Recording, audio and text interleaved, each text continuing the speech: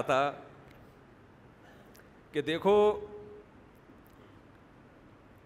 گرمی ماشاءاللہ پڑنا شروع ہو گئی, ایسا ہی ہے نا,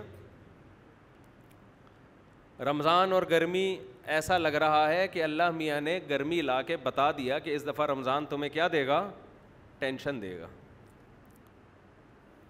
حضرت جابر بن عبداللہ تھے یا معاذ بن جبل, غالباً جابر بن عبداللہ رضی اللہ عنہ,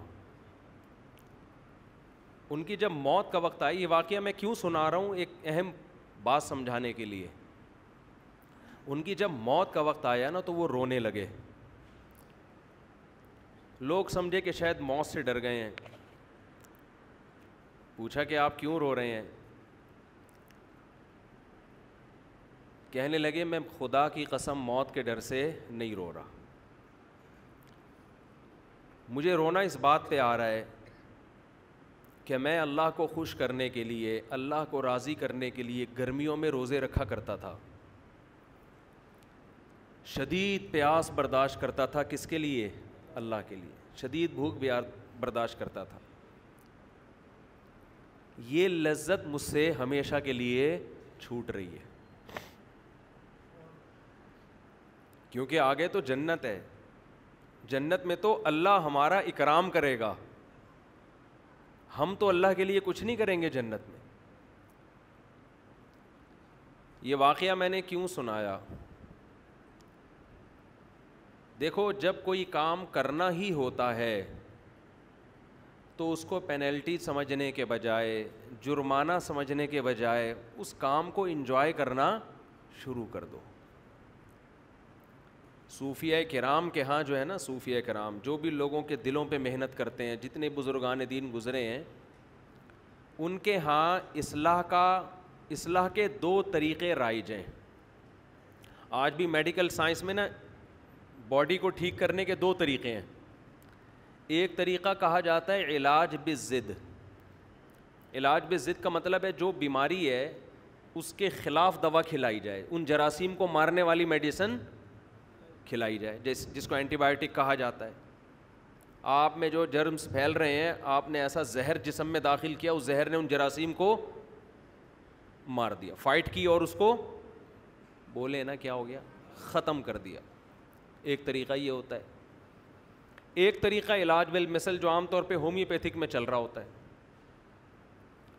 تو علاج کا ایک طریقہ باڈی میں یہ ہوتا ہے جس کو علاج بالمثل کہا جاتا ہے, کہ آپ نے جو وہی جراثیم داخل کر دی, جیسے ویکسین ہے نا کووڈ کی, کورونا کی ویکسین, تو آپ کی باڈی ان جراثیم سے لڑ کے اور آپ کا سسٹم اتنا مضبوط ہو جاتا ہے کہ اب اگر کسی جرمز نے یا وائرس نے حملہ کیا تو آپ کی باڈی خود اس سے حملہ کر لیتی ہے. تو وہی چیز داخل کی جا رہی ہے باڈی میں. کیا خیال ہے بھائی؟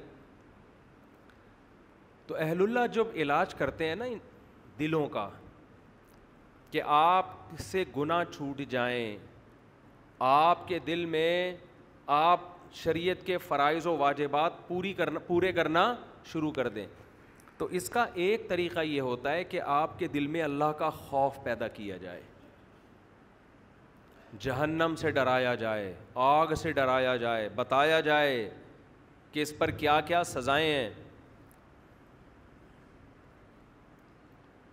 اس سے یہ ہوتا ہے کہ جب آپ گناہ کے قریب جاتے ہیں آپ کانپنے لگتے ہیں, خوف طاری ہو جاتا ہے آپ کے اوپر. جب آپ رمضان کا روزہ چھوڑنے لگیں گے آپ پر خوف طاری ہو جائے گا. اس سے آپ گناہ سے بچ تو جائیں گے, شریعت کے حکم کو پورا تو کر لیں گے, لیکن حکم پورا کرنے میں مزہ بولیں نہیں آئے گا. خوف کی وجہ سے بھی انسان کام کر لیتا ہے, لیکن کام میں جان پیدا نہیں ہوتی.